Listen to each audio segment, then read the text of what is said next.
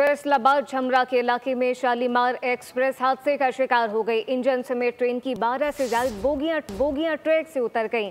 हादसे में 5 मुसाफिर मामूली जख्मी हुए। रेस्क्यू जराये के मुताबिक मजीद क्या तफसीलात हैं, गुलाम दस्तगीर से जानते हैं। जी गुलाम।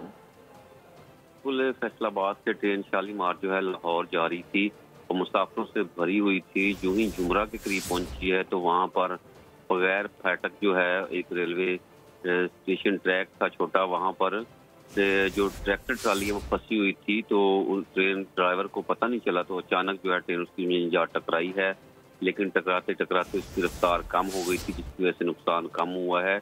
लेकिन 12 बोगियां जो हैं वो पटरी से उतर गई हैं। उसके अलावा इंजन जो है वो ट्रैक से उतर गया है।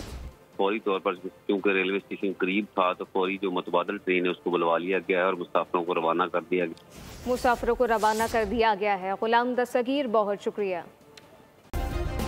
सब्सक्राइब करें और बेल दबाएं ताकि कोई खबर रह न जाए।